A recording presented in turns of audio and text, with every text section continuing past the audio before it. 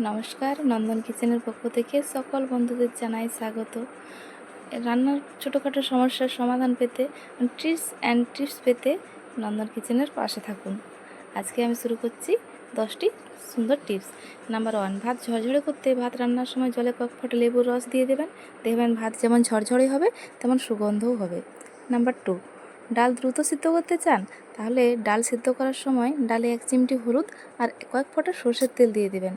দেখবেন ডাল খুব সুন্দর সেদ্ধ হবে আর রঙটাও খুব সুন্দর আসবে। নাম্বার 3, মাছের কাঁচা গন্ধ দূর করতে মাছ ধোয়ার সময় সামান্য লবণ আর লেবুর রস ব্যবহার করলে মাছের কাঁচা গন্ধ দূর হয়ে যাবে। আলু তাড়াতাড়ি সিদ্ধ করতে চান? আলু সেদ্ধ করার সময় জলে 1 চিমটি নুন দিয়ে দেবেন। আলু খুব সুন্দর সেদ্ধ হয়ে যাবে আর খোসাটাও খুব সহজে ছাড়ানো যাবে। নাম্বার 5,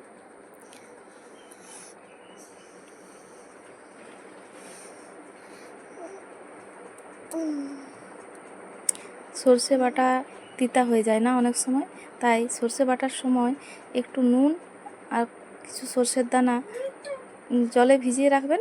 দেখবেন সর্ষে বাটার পর তিতা ভাব কমে গেছে। নাম্বার 6, পেঁয়াজ কাটার সময় অনেক সময় চোখে জল চলে আসে, তাই না? সেই জন্য পেঁয়াজ কাটার আগে 10 মিনিট ফ্রিজে রেখে দিন, তারপর পেঁয়াজ কাটুন। দেখবেন না চোখে জল আসছে না। অথবা যাদের বাড়িতে ফ্রিজ নেই, ছুরি জলে ভিজিয়ে কাটুন, এতে চোখে জল আর আসবে না।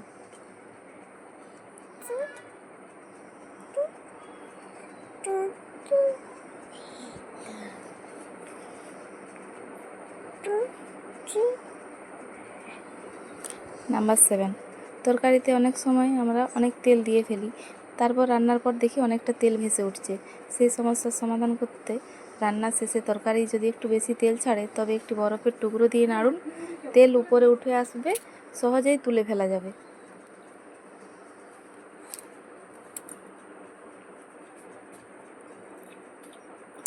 নাম্বার 8, দুধ যাতে পোড়া গন্ধ না হয় বা দুধ অনেক সময় হাঁড়িতে লেগে পুড়ে যায়, সেই দুধ ফোটানোর আগে হাঁড়ির তলায় সামান্য জল ছিটিয়ে নিলে দুধ হাঁড়ির তলায় লেগেও যাবে না আর পোড়া গন্ধও হবে না।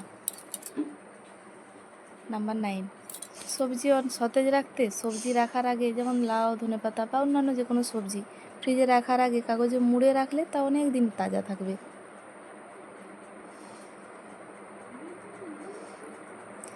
নাম্বার 10, নরম রুটি বানাতে সবাই চায়, কিন্তু অনেক সময় রুটি বানানোর আগেই দেখেন যে হয় ময়দা শক্ত হয়ে গেছে কিংবা রুটি করার পর রুটি শক্ত হয়ে গেছে।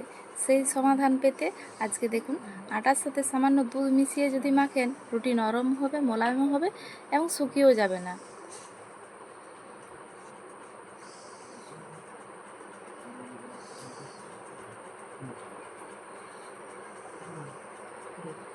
এরকম আরও নিত্য নতুন টিপস অ্যান্ড ট্রিক্স পেতে অবশ্যই চ্যানেলটির পাশে থাকুন। ফেসবুক থেকে দেখলে ফলো করে দিন, ইউটিউব থেকে দেখলে সাবস্ক্রাইব করে দিন।